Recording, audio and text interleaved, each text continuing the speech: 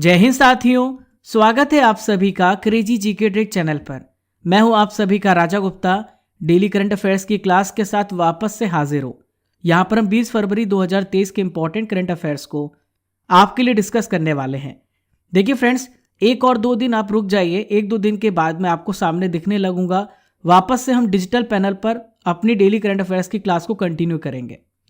आप सभी का बहुत बहुत शुक्रिया, बहुत बहुत धन्यवाद जो आपने कोऑपरेशन हमारे साथ इस फॉर्मेट में भी दिखाया।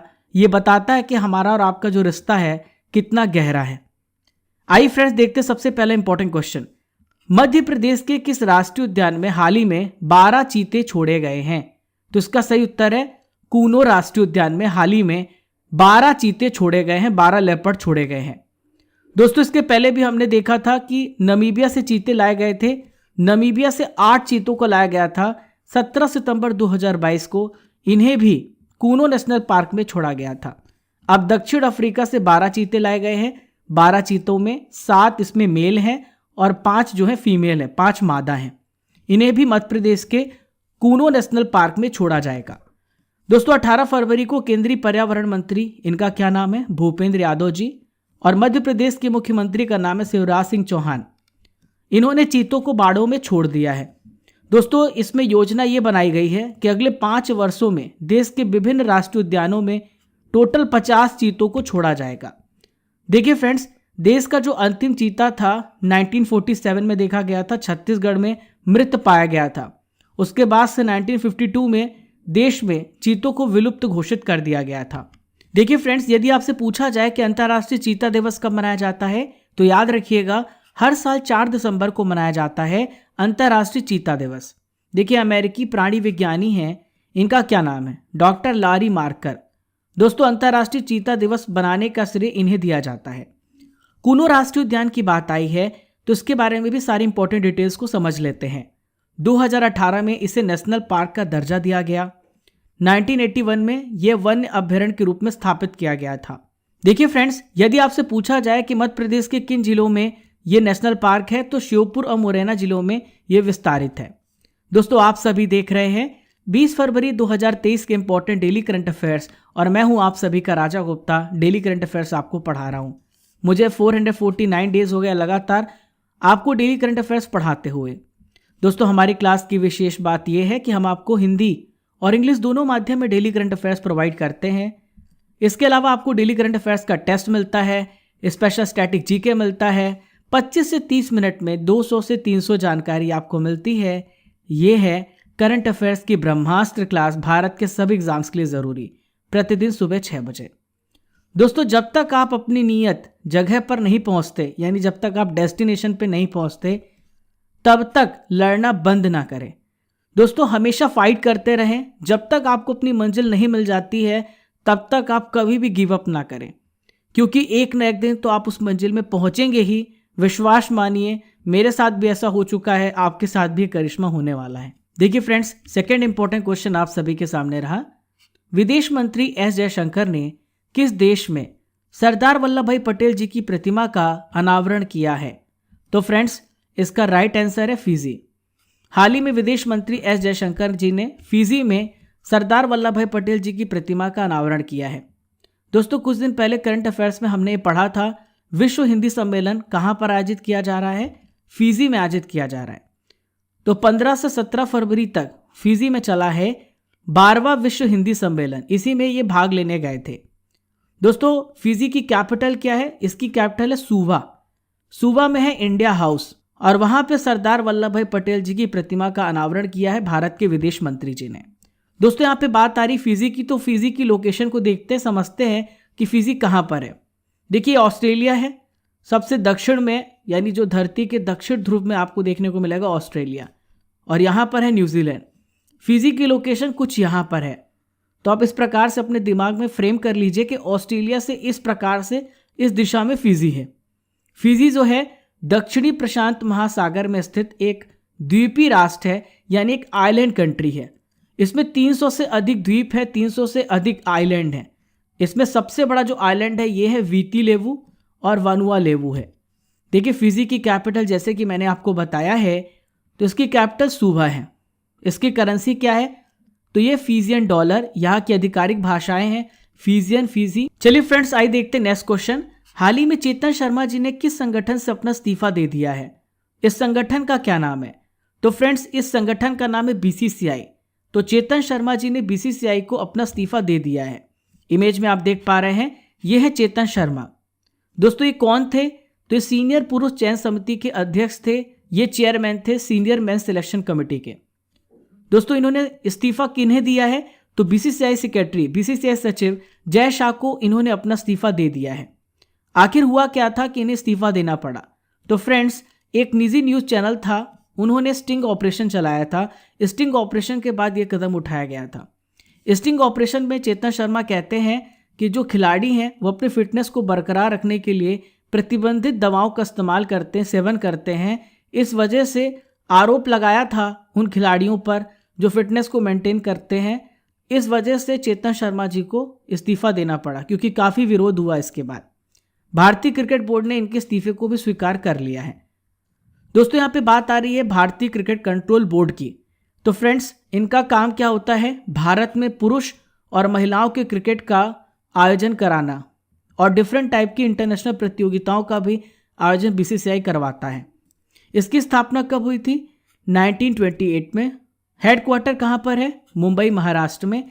अभी हाल ही में इसके अध्यक्ष बने, 36वें नंबर के अध्यक्ष बने हैं रोजर बिन्नी, और पहले ऐसे एंग्लो इंडियन हैं जो इस पद पर पहुंचे हैं। ये ऑलराउंडर प्लेयर थे।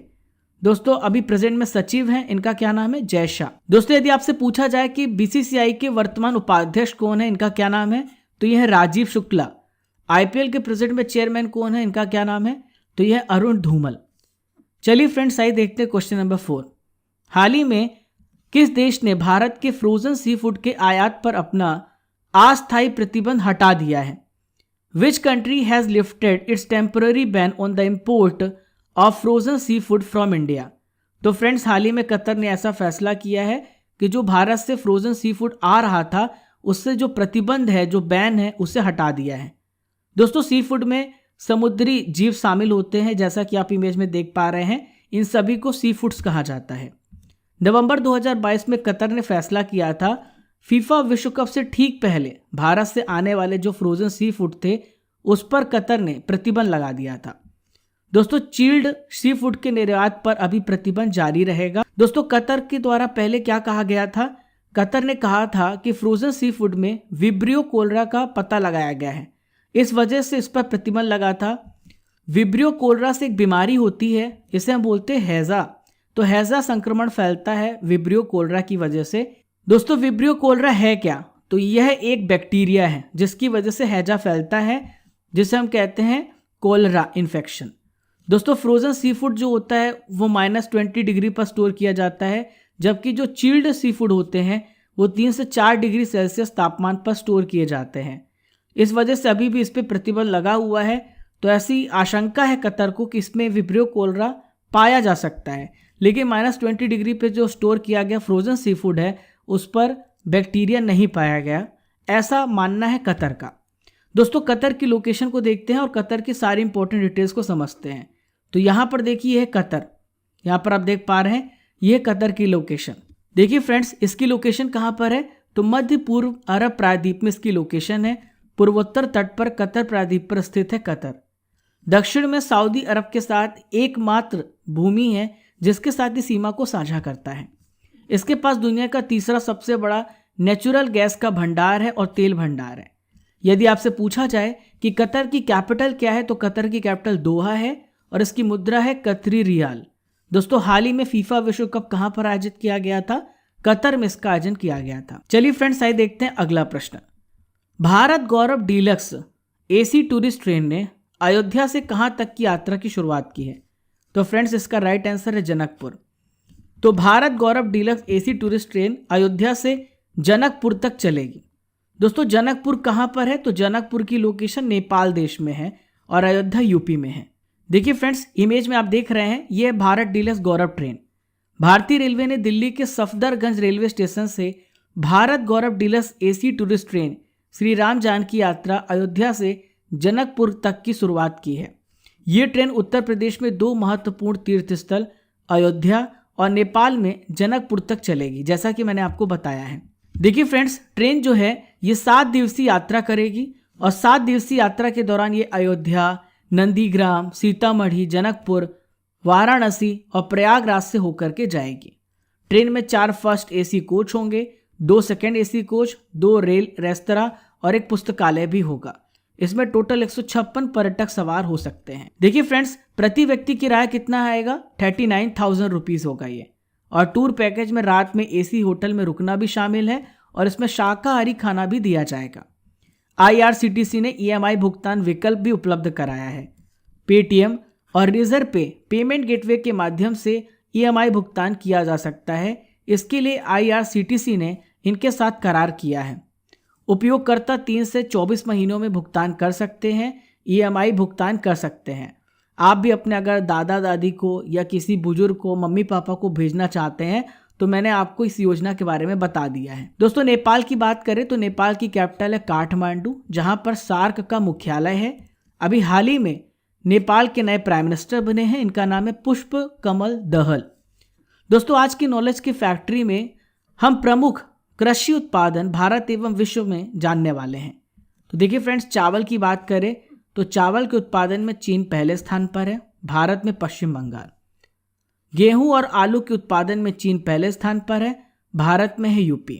मक्के के उत्पादन में भारत में कर्नाटक पहला स्थान रखता है और पूरी दुनिया में अमेरिका।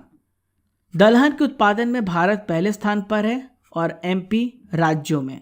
मूंगफली के उत्पादन में चीन पहला है और गुजरात राज्यों में। गन्ने के उत्पादन में यूपी जो है सबसे पहला स्थान रखता है, ब्राजील पहला देश है। जूट के उत्पादन में भारत पहले स्थान पर है, पश्चिम बंगाल राज्यों की श्रेणी में। तंबाकू के उत्पादन में आंध्र प्रदेश पहले स्थान पर है और चीन जो है देशों में विश्व में सबसे पहला स्थान रखता है। प्राकृतिक रबर के उत्पादन में थाईलैंड पहले स्थान पर है और जो केरल है भारत में प्रथम है। दोस्तों, इंग्लिश मीडियम के जो छात्र हैं वो स्क्रीनशॉट ले सकते हैं। आपके लिए ये पूरा कंटेंट दोनों माध्यम में प्रदान किया गया है, तो आप दोनों कंटेंट का फ़ायदा उठा सकते हैं। आपने स्क्रीनशॉट ले लिया होगा। चलिए मैं आगे बढ़ता हूँ। देखिए, कॉफ़ी के उत्पादन में पहला स्थान ब्राज़ील का है विश्व में और भारत में कर्नाटक। सूरजमुखी की बात करें तो यूक्रेन है और कर्नाटक पहले स्थान में है भारत में। महाराष्ट्र पहले स्थान पर है ज्वार के उत्पादन में, अमेरिका विश्व में प्रथम है। दोस्तों, कपास के उत्पादन में चीन पहले स्थान पर है और कपास के उत्पादन में भारत में गुजरात पहले स्थान पर है। प्याज के उत्पादन में महाराष्ट्र भारत में प्रथम है, वहीं पे विश्व में चीन प्रथम है। चाय के उत्पादन में चीन पहले स्थान पर है, भारत में असम है। सोयाबीन के उत्पादन में अमेरिका है और भारत में मध्य प्रदेश। दूध के उत्पादन में भारत पहले स्थान पर है, भारत में यूपी है। चीनी के उत्पादन में भारत विश्व में पहले स्थान पर है और महाराष्ट्र जो है ये पहले स्थान पर है भारत में। चलिए दोस्तों, यहाँ पर आप स्क्रीनशॉट यहाँ भी ले सकते हैं। इन सभी प्रोडक्शंस को मैंने लिस्ट किया हुआ है, आप स्क्रीनशॉट ले सकते हैं और इन सभी पॉइंट्स को, डिटेल्स को नोट कर सकते हैं। देखिए फ्रेंड्स, अगला प्रश्न आप सभी के सामने रहा। हाल ही में गृह मंत्रालय ने किसे आतंकवादी और आतंकवादी संगठन घोषित किया है? Who has been declared as terrorist and terrorist organisation by the ministry of home affairs. तो इसका राइट आंसर है ऑल ऑफ द एबव, उपरोक्त सभी इसका सही उत्तर है। हरविंदर सिंह संधू, खालिस्तान टाइगर फोर्स, जम्मू और कश्मीर गजनवी फोर्स, इन तीनों को हाल ही में आतंकवादी संगठन और आतंकवादी घोषित किया गया है। किसने घोषित किया है? मिनिस्ट्री ऑफ होम अफेयर्स ने घोषित किया है। प्रेजेंट में भारत के गृह मंत्री कौन है? तो यह है अमित शाह। दोस्तों, इनको किसके तहत हाल ही में आतंकवादी संगठन घोषित किया गया है?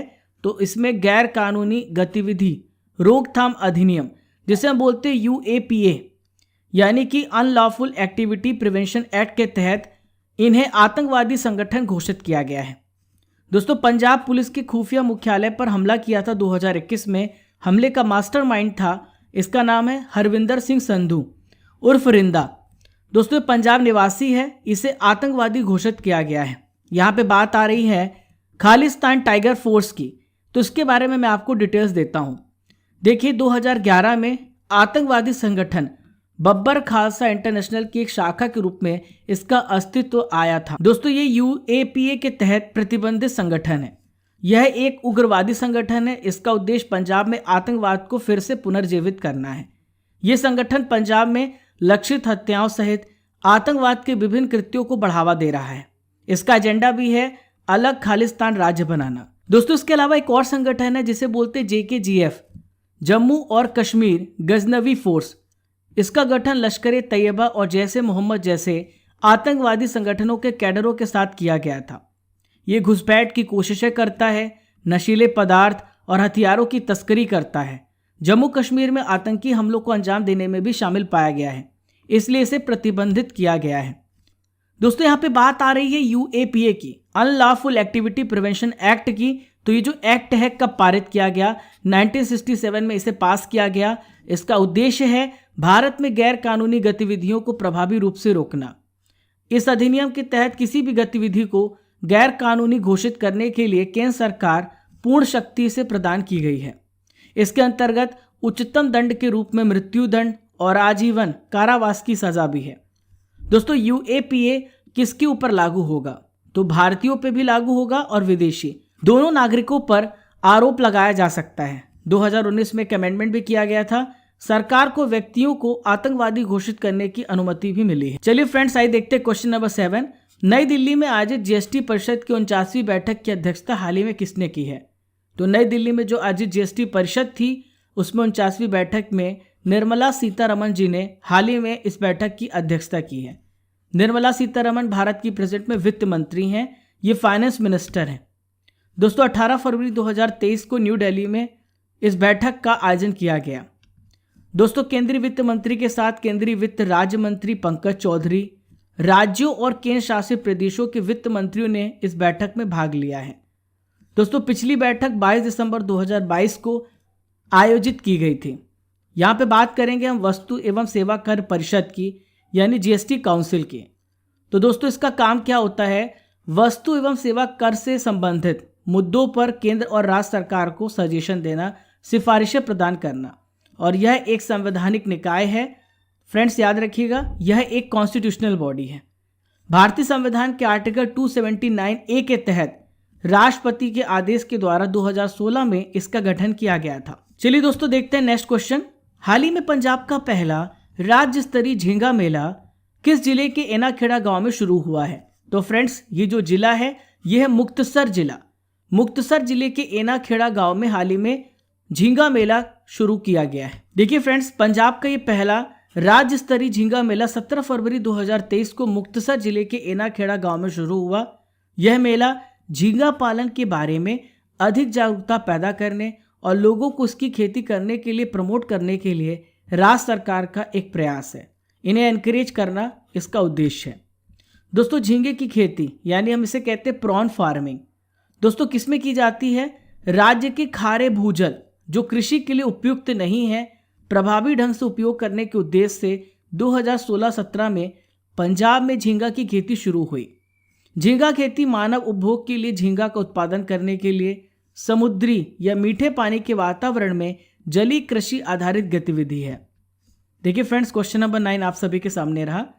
UIDAI द्वारा लॉन्च किया गया आर्टिफिशियल इंटेलिजेंस AI चैटबॉट का नाम क्या है? तो दोस्तों UIDAI ने हाल ही में AI चैटबॉट लॉन्च किया। इसका नाम है आधार मित्र। क्या नाम है? आधार मित्र। दोस्तों फरवरी 2023 में लोगों को आधार कार्ड से रिलेटेड प्रश्नों का उत्तर पाने में मदद करने के लिए एक नया चैटबॉट आधार मित्र को लॉन्च किया गया है।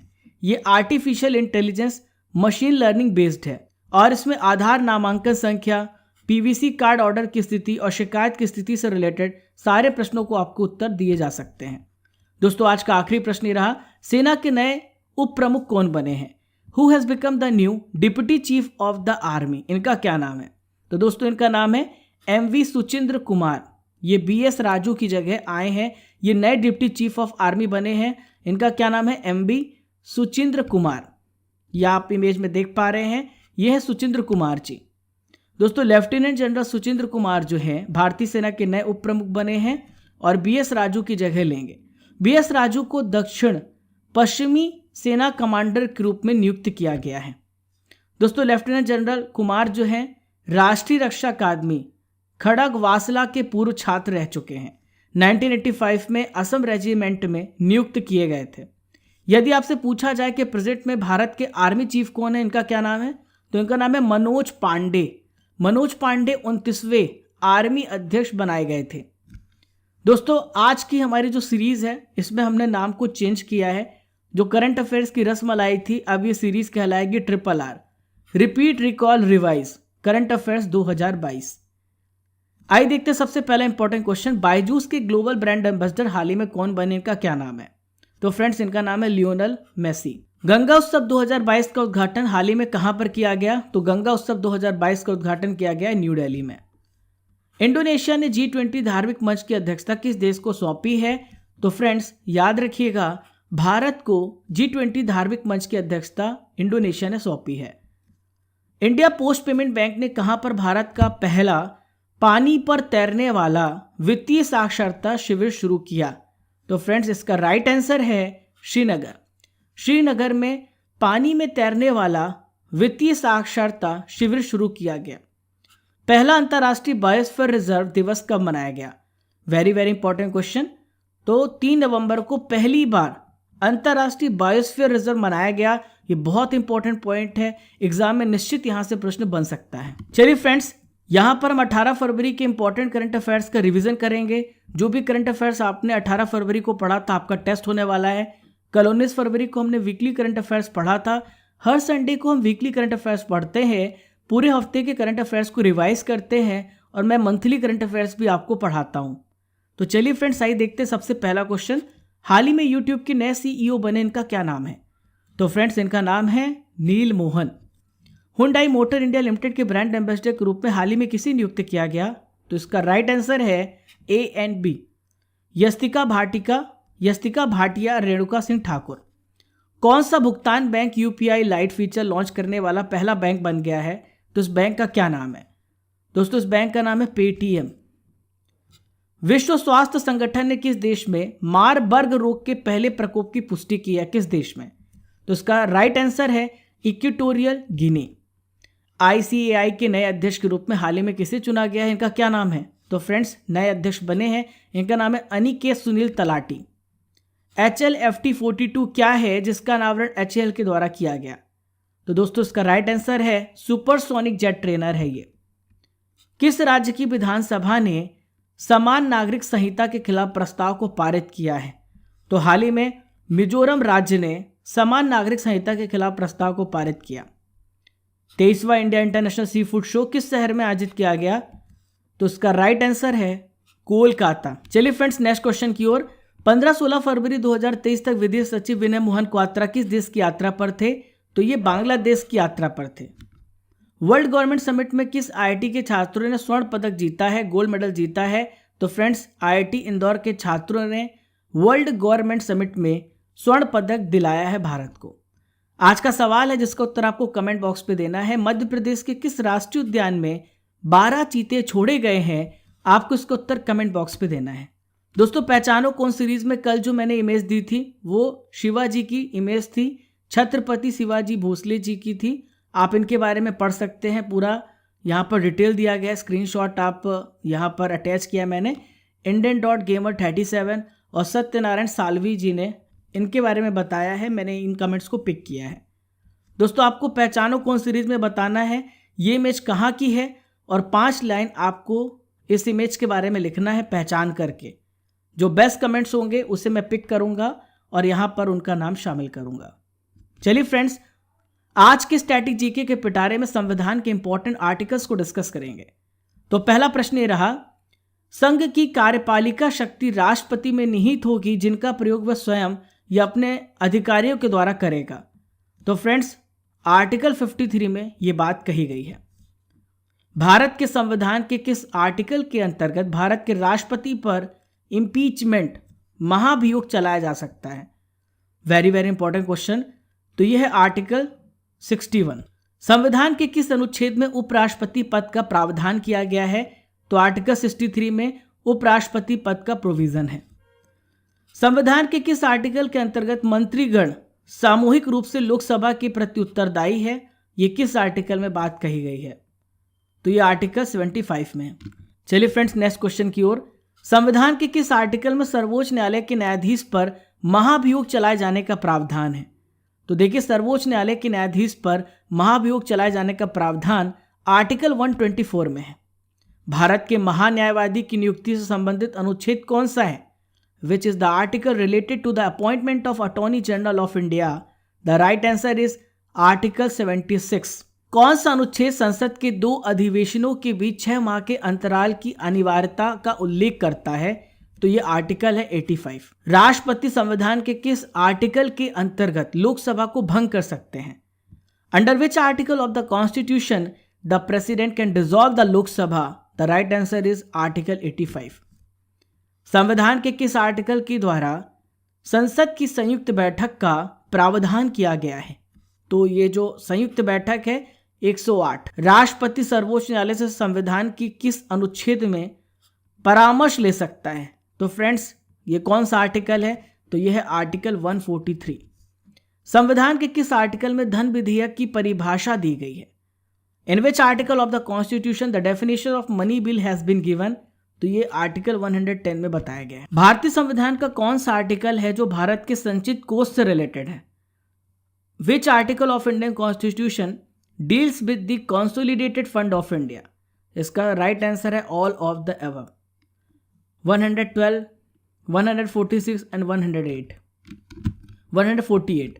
देखिए फ्रेंड्स, आज का आखिरी क्वेश्चन स्ट्रैटेजी के पिटारे में, भारतीय संविधान का इनमें से कौन सा आर्टिकल है जो भारत के राष्ट्रपति को अध्यादेश यानी ऑर्डिनेंस पारित करने की शक्ति प्रदान करता है? तो ये आर्टिकल है 123। कौन सा आर्टिकल है? 123 है। दोस्तों, 19 फरवरी के रिजल्ट हमारे पास है। Himanshu Pandey first, Anita Sharma second, Yash Arora third, Sameer सम्राट फोर्थ और कुसुम कुमारी फिफ्थ है। इसकी जो पीडीएफ है आप क्रेजी जीके ट्रिक एप्लीकेशन से डाउनलोड कर सकते हैं। डेली करंट अफेयर्स की फ्री पीडीएफ आप डाउनलोड कर सकते हैं हमारे टेलीग्राम से भी। दोस्तों, शाम को 6 बजे पीडीएफ अपलोड कर दी जाती है। सुबह 9 बजे आपका टेस्ट भी होता है जिसमें आपको रैंकिंग प्रदान की जाती है। जैसे ही क्रेजी जीके ट्रिक एप्लीकेशन को आप डाउनलोड करेंगे तो इस प्रकार से इंटरफेस देखने को मिलेगा। इस ब्लू कलर की पट्टी पर आप यहाँ पर क्लिक कीजिएगा। यहाँ पर आपको वीडियो, पीडीएफ और क्विज एक ही जगह पर हर महीने का, हर दिन का सीक्वेंस वाइज क्विज पीडीएफ आपको मिल जाएगा। दोस्तों, आप हमारे टेलीग्राम से भी जुड़ जाइएगा जहां पर आपको इंपॉर्टेंट अपडेट्स मिलते रहते हैं। आप हमें फॉलो कर सकते हैं इंस्टाग्राम पर, फेसबुक पर, और पहली बार चैनल पर आ रहे हैं तो मुझसे जुड़ने के लिए सब्सक्राइब जरूर कीजिएगा, घंटी वाला बटन दबा दीजिएगा ताकि आपको रेगुलर इस प्रकार के अपडेट्स मिलते रहें। दोस्तों, सेशन अच्छा लगा हो तो शेयर जरूर करिएगा और लाइक कीजिएगा। आपका ये जो प्यार है हमें मोटिवेट करता है और मेहनत करने के लिए। दोस्तों, बिल्कुल सच बात है, मैं कहीं भी रहता हूँ, किसी भी हाल में रहता हूँ, लेकिन करंट अफेयर्स में कभी मिस नहीं करता। मैंने कई बार ट्रेन में आपकी रिकॉर्डिंग की, फिर एडिटिंग की, मैं बस में भी रिकॉर्डिंग किया, एडिटिंग किया, मैरिज हो रही है किसी की और मैं अटेंड कर रहा हूँ, रिकॉर्डिंग कर रहा हूँ, किसी भी काम में हूँ, मैं आपका काम नहीं छोड़ता क्योंकि मुझे पता है कि जो मेरा और आपका जो रिलेशन है उसे किस प्रकार से बरकरार रखना है। तो दोस्तों, आपके जो भी इंपॉर्टेंट सजेशन हो आप मुझ तक ज़रूर पहुँचाएँ। जल्दी मैं 1-2 दिन के अंदर आपको डिजिटल पैनल में पढ़ाता हुआ देखने को मिलूँगा, जहाँ पर मैं आपको एकदम सामने देखने को मिलूँगा। ये भी फॉर्मेट अच्छा रहा। बहुत दिनों तक आपने हमारे साथ कोऑपरेट किया, इसके लिए दिल से धन्यवाद। तो फ्रेंड्स, इजाज़त दीजिए, कल फिर मिलूँगा सुबह 6 बजे इसी जोश, इसी ऊर्जा के साथ। तब तक के लिए जय हिंद, जय भारत। जब तक तोड़ेंगे नहीं तब तक छोड़ेंगे नहीं। खुश रहिए, मुस्कुराते रहिए।